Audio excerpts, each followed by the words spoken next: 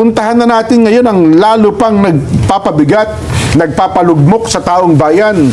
Ngayon dati na pala natin binabayaran, ngayon na natin ito napansin. Ito po yung mga electric bill natin, Sen. Ang dami po, maging sa social media. Ito po biglang biglang taas. bill shock nga po ang tawag nila, Sen. Ano? Bill shock. Oho. Nakakasyak pala. Ito palang ibinibigay nating libre, diskwento sa mga kababayan nating mahihirap. Akala namin sa kumpanya galing. Yung pala sa taong bayan din pala na nagbabayad, doon din pala nila kinukuha pala ito. Yun nga Kaya bagamat maliliit, kung titingnan mo, sa dami naman nun, Yun na nga po. nakapagpapabigat. Pero ang pinakamalaki doon na talagang kino-question ko ay yung system loss. Matagal na ito dyan. Opo. Kapag tinignan mo yung unbundled items doon na napakarami, iba, hindi mo na maiintindihan doon merong tinatawag na missionary charge doon, yung universal charge. Yan, opo. Merong FIT, yung FIT, yung ano yun, yung tungkol yan doon sa mga renewables. No? Yes po. Field in tariff ang tinatawag, tsaka yung JAP, nakalagay dyan, marami yan. Opo.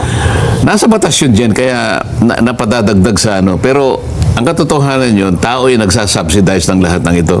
Halimbawa na lang yung universal charge.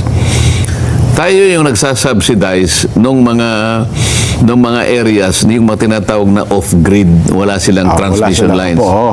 Nagkataon pa naman yung panggatong doon, diesel. Kaya lalong, nung tumaas ang diesel, sabi ko nga sa'yo, sa mga tweet, from 55 naging 125, makikita mo kung gano'ng adjustment sa elektrisidad.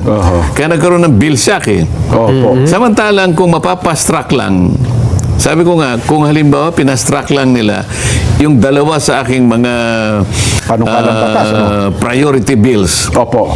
Yung tatanggalin natin ng 12% VAT. Nasa pangatlong pinakamalaking cost yung taxes Okay. So generation, transmission, at saka yung tax. In distribution, hindi masyadong Actually, naniningil lang ang Meralco para sa generation, transmission, pero in distribution ko, konti lang yan. Pero yung tax, isa sa pangatlo. Malaki. Pag inalis mo yung 12%, sabi kong ganyan, immediately, talagang bababa. Kaso, napakabagal ng proseso ng pagtalakay sa mga panukalang batas. Nakikipag-usap nga ako sa chairman namin na sana'y mapagbigyan na may fast track ito. Opo. Yung kakambal nito ay yung pag-aalis ng mga ayuda at palitan na lang natin, sabi ko, nung paraan na palagi kong minumungkahi na ito yung mas equitable, Yes. mas Opo. direkta, na lahat ng mga household, mga kabahayan na gumagamit ng at least 200 kilowatt hours per month, Opo. ay sila na'y maililibre na doon. Sa equivalent yan, Sen, mga Ngayon, 2.5, ano? sabihin na natin sa average na monetary value na 2,500 Yan, opo. per month. Para sa akin ay ayun, medyo natatarget natin yung sektor na dapat doon ang kapuntahan ng mga inimbentong mga ayuda na pagkarami-rami. Ayan, opo. Kasi kung ibibigay, one time lang yun Opo. Kung minsan kinukurap, minsan naman ang daming exclusion errors. Ibig sabihin ng exclusion, yung dapat maibigay, sila yung na-exclude. Hindi sila nabibigyan. Meron namang inclusion, hindi dapat na siya na may Sila nailalagay. nabibigyan. Opo, oo. Okay. So merong mga errors para hindi na magkaroon ng error, sabi ko nga, ito, napakalinaw nito. Lahat ng kukonsumo ng 200 kilowatt hours per month, Opo. yun na. Regularly nasasubsidize. Ang matatarget dito, yung talagang mahirap na mahirap. Kasi, kamukha ng binabanggit mo na, tayo pala nagsasubsidize. Alam mo yung lifeline? Opo. Yung binago, dati kasi 20 kilowatt hours yun ang libre. Alam mo ang katapat nun? Isang bumbilya lang.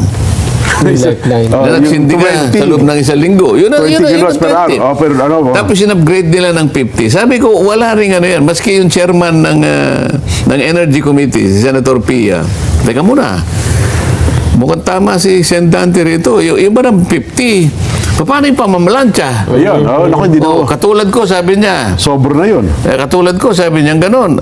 Hindi man ako pwedeng lumabas nang hindi malang na-plancha yung ano ko. Damit niya, oo. O, alimbawa, naligo ako, hindi ba ako ng Blower. Blower. Oh, yes. Oh. Sa 50 ba kasama to? Kasi sinabi kasi ng ERC, meron na po kayong 4 na bombilya, isang radyong maliit, isang electric pan. Opo, oo. Eh, paano kanyang 5 yung anak ko? Ibig mo sabihin, paano yung...